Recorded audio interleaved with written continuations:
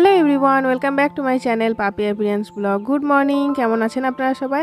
আশা করবো সবাই খুব ভালো আছেন, সুস্থ আছেন। চলুন, নতুন একটা দিন, নতুন একটা সকাল, আবারও নতুন একটা ভিডিও নিয়ে হাজির হয়ে গেছি। ভিডিও না দিলে তো হবেই না, তাই না? আপনারা অনেকেই অপেক্ষায় বসে থাকেন আমার ভিডিওর জন্য, আর আমার গোপাল ঠাকুরদেরকে আর আমার রাধাকৃষ্ণকে দেখার জন্য।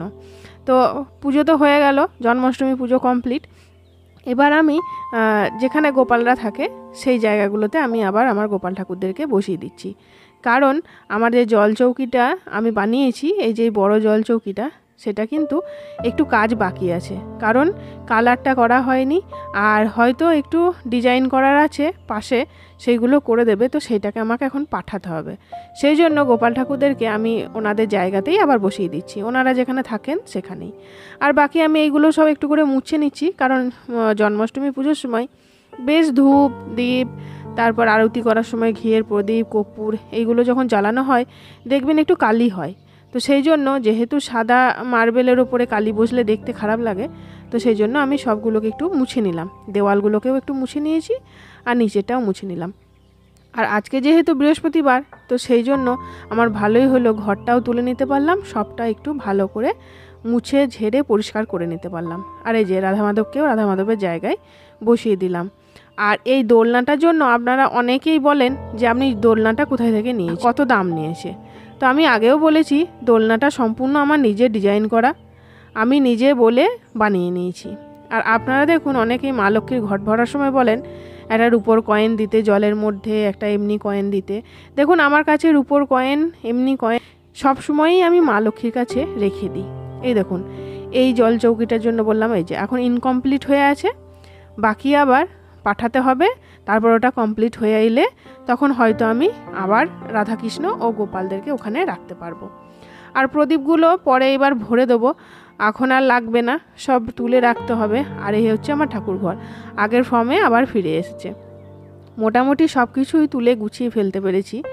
তবে পুজোর আগে, যখন প্রিপারেশন নিতে হয় বা ডেকোরেশন করতে হয়, সেটাতে যেমন একটা কষ্ট, আবার সেই জিনিসগুলোকে আবার তাদের ঠিকমতো সেই জায়গায় পৌঁছানোটা আরও বেশি কষ্ট আমার মনে হয়। যে জিনিসগুলো যে জায়গায় থাকে তাদেরকে আবার গুছিয়ে ভরা, আর সেইগুলো না একদিনে হয় না, একটু টাইম লাগে, 2 দিন 3 দিন একটু টাইম লাগে। তো সেইগুলো আমি আস্তে আস্তে করছি। আর আজকে যেহেতু বৃহস্পতিবার, সেজন্য মা লক্ষ্মীর ঘরটাও ভরে নিচ্ছি। দেখুন, আমি সিঁদুর দিয়ে নিয়েছি, এখানে আমি ঘটের মধ্যে মঙ্গল চিহ্ন এঁকে নিয়েছি, আর পিতলের আম পাতা দিয়ে আজকে ঘরটা ভরছি। এখানে জল ভরে নিলাম। আপনারা অনেকেই কমেন্ট করেন আবার যে মা লক্ষ্মীর ঘট ভরা নাকি হয়নি। তো আমাদের এইভাবেই ঘট ভরে, তো আমি এইভাবেই ঘট সেই জন্য ভরি, আমাদের যেটা নিয়ম সেই নিয়মেই আমি ভরি। আর দেখুন, পান পাতাটা যেহেতু অনেকটা বড়, তো সেই জন্য পান পাতাটা কিন্তু যদি আম পাতার ওপরে দিই না, স্লিপ করে পড়ে যায় নিচে, সেই জন্য আমি পান পাতাটা পাশে রেখে দিই। আর এখানে দিয়ে দিলাম দূর্বা ঘাস, তার উপরে ঘট বসালাম, আম পাতা দিলাম পিতলের, তারপর আমি 3টি বেলপাতা দিলাম, সুপরি, কলা আর পান পাতা। এর বাইরে আমাদের ঘট বসাতে আর কিছু লাগে না। আপনারা অনেকেই হয়তো বলেন যে হলুদের গাঁট লাগে, জলের মধ্যে রূপোর কয়েন, তারপর এমনি কাঁচা টাকা। তো আপনারা এই সবগুলো বলেন, কিন্তু আমাদের এইগুলো দেওয়ার কোনো নিয়ম নেই। আমি বাড়িতেও জিজ্ঞাসা করেছি, আপনারা কমেন্ট করেন বলেই আমি বারবার এই কথাগুলো জিজ্ঞাসা করি, ভালো করে জিজ্ঞাসা করে নিই যে সত্যি কি এরকম। তো আমাদের কোনো নিয়ম নেই এরকম, যে না এরকম আমাদের জলের মধ্যে এরকম কোনো হলুদের গাঁট বা কিছু দিতে হয় না। হয়তো আপনাদের নিয়ম থাকতেই পারে, পুজোর নিয়ম কিন্তু সবার একরকম হয় না। আপনারা কমেন্ট করেন ঠিকই, কিন্তু সবার বাড়ির পুজোর নিয়ম কিন্তু একরকম হয় না। এক এক বাড়ির নিয়ম এক এক রকমের হয়। হয়তো আমারই ফ্যামিলিতে হয়তো দেখা গেল যে আমার বাপের বাড়ির একরকম নিয়ম, আমার শ্বশুর বাড়ির একরকম নিয়ম। তো এইগুলো এক একজনের এক এক রকম নিয়ম থাকে। তো সেটা আপনাদেরকেও একটু বুঝতে হবে। যে কমেন্ট করে দিলাম এই ঘট বসানো হয়নি বা কিছু, সেগুলো দেখুন করতে হয় না। আর আমি ভিডিও বানাচ্ছি, আর আমি কিন্তু আপনাদেরকে বলি না যে এই নিয়মে আপনারা করুন। আমি আমার বাড়িতে যেটা হয় সেটা আমি আপনাদেরকে শেয়ার করি। এবার আপনারা আপনাদের নিয়ম অনুযায়ী আপনারা পুজো করতেই পারেন। তো যাই হোক, আমার মা লক্ষ্মীর ঘট ভরা হয়ে গেছে। আর আপনারা অনেকেই বলেন যে সরস্বতীর মূর্তিটা আগে যেমন ছিল সেরকমভাবে যখন রেখেছিলাম তখন বলেছিলেন যে বাবা লোকনাথের মূর্তিটা অনেকটা জলচৌকি থেকে বেরিয়ে থাকছে, তো সেই জন্য বড় একটা জলচৌকির ওপরে বসাতে।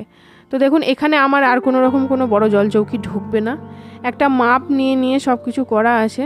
তো ঠাকুরের বেদিটা যতটা বানানো আছে সেই অনুযায়ী এই জায়গাতে আর কোনো বড় জল চৌকি ঢুকবে না।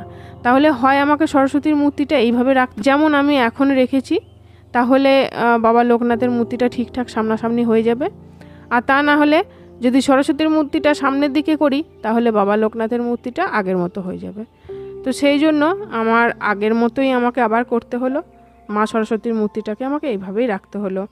তাহলে আমার বাবা লোকনাথের মূর্তিটা ঠিকঠাক বসে গেল জলচৌকির মধ্যে। আর হ্যাঁ, যেটা বলছিলাম, কোনো পুজো যেমন করার আগেও যতটা পরিশ্রম থাকে, পুজো হয়ে গেলে আবার ঠিকঠাক সেই জায়গাতে আবার সব কিছু রাখতে আবার সেই অতটাই পরিশ্রম। জন্মাষ্টমীর দিনই যখন পুজো হয়ে গেল, তখন পুজোর পরে ভোগ তুলে নেওয়ার পরে আমি সব ঠাকুরের বাসনপত্র সব কিন্তু রাত্রেই মেজে ধুয়ে পরিষ্কার করে আবার কিন্তু রেখে দিয়েছি। কারণ কি বলুন তো, সবটাই তো আমাকে নিজের হাতে করতে হয়। সেই জন্য মনে হয় যে যতটা কাজ আগিয়ে রাখতে পারি ততটা আমার ক্ষেত্রেই ভালো, আমার পক্ষে ভালো। কারণ তারপর দিন সকালে উঠে আমাকে আবার সেই পুজো করতে হয়, আর আমার পুজো করতে অনেক দেরি হয়। তো পুজো করতে দেরি হয় তখন আর আমি বাকি কাজগুলো কখন করব, সেই জন্য সারাদিনই তো লেগে যায়। তো সেই জন্য ভাবি যে যতটা কাজ আগিয়ে রাখা যায় ততটাই ভালো। তো আস্তে আস্তে আস্তে আস্তে আবার কাজগুলো আমি ঠিকঠাক করে নিয়েছি। তবে ভাবছি ঠাকুর ঘরটা যেহেতু পুজো আসছে, দুর্গা পুজো, ঠাকুর ঘরে কালারটা একটু চেঞ্জ করব, একটু রং করব ভাবছি। দেখা যাক, সেটাও আপনাদের সাথে শেয়ার করব। আর আজকে গোপালদেরকে কিন্তু স্নান টান করিয়ে নর্মাল ড্রেস পরিয়েছি, ওই ভারী ভারী জামাগুলোকে সব খুলে রেখেছি, আর এমনি নর্মাল যে ড্রেসগুলো থাকে সেইগুলো পরিয়েছি। আর গুবলুকে তো বড় জামাটা না খুললে এই সিংহাসনের মধ্যে দুটো গোপাল আমার আসবে না, লাড্ডু আর গুবলু দুটোই আমার গোপাল বসবে না ওখানে। কারণ গুবলু জামাটা যেহেতু অনেক বড়, অনেকটা জায়গা লাগে, তখন আর লাড্ডুর জায়গাটা হবে না। তো সেই জন্য আমি গুবলুকে আর লাড্ডুকে নাইট ড্রেস যেগুলো হয় সেইগুলোই কিন্তু আমি পরিয়ে দিয়েছি। তো এই ড্রেসগুলো পরেও কিন্তু খুব সুন্দর লাগছে, কি বলুন, আপনারা কমেন্টে লিখে জানাবেন কিন্তু সুন্দর লাগছে না? খুবই ভালো লাগছে। যতই হোক জন্মদিন বলে কথা, দুদিন আগেই গেল, ভালো কি আর না লাগে? তো শুধু জন্মদিন কেন, সবসময়ই ভালো লাগে, কিন্তু কোনো ফেস্টিভ সিজন এলে তখন একটু অন্যরকমই লাগে সব কিছুই। যেমন দুর্গাপুজো আসার আগে পুরো আমাদের চারিদিকের আবহাওয়াটাই একটু চেঞ্জ হয়ে যায়, পরিবেশটাই পাল্টে যায়। তো সেই রকম আর কি, চারিদিকে একটা পুজো পুজো ব্যাপার। তো সেই রকম কোনো ফেস্টিভ সিজন আসার আগে সব কিছুই যেন ভালো লাগে, খুবই ভালো লাগে। আর আপনারা কিন্তু অনেকেই কমেন্ট করেন যে তোমার গোপাল ঠাকুরকে দেখলে আর গোপাল ঠাকুরদেরকে দেখলে, মানে সব গোপালদেরকেই দেখলে আর রাধা মাধবকে দেখলে মন ভালো হয়ে যায়। কি ভালো তোমার গোপালরা। আর অনেকেই কমেন্ট করেন, বহু কমেন্ট আসে আমার শর্টস ভিডিওগুলো, তো অনেক ভিউজ হয়। তো শর্টস ভিডিওগুলোতে অনেকেই কমেন্ট করেন যে লাড্ডু গোপালরা খুবই কিউট, খুব সুন্দর। তো সত্যি কথাই জানেন তো, আমার গোপাল ঠাকুররা না সত্যিই খুব সুন্দর। আপনারা তো ক্যামেরায় দেখছেন, সামনাসামনি দেখলে আরও সুন্দর লাগবে। সেই জন্যই তো আমি থাকতে পারিনি না, একটা গোপাল আসার পরপর আমার বাড়িতে 3টে গোপাল এসেছে। আর আমাকে অনেকেই বলে এই গোপালদেরকে কেউ দিয়েছে নাকি তুমিই নিয়ে এসেছো? তো না, আমিই নিয়ে এসেছি। আমি একটার পর একটা গোপাল যখন দেখেছিলাম আমি থাকতে পারিনি, আমার মনে হয়েছিল না আমি এই গোপালকেও আমার বাড়িতেই নিয়ে যাব। তো সেই জন্যই কিন্তু আমার 3টে গোপাল।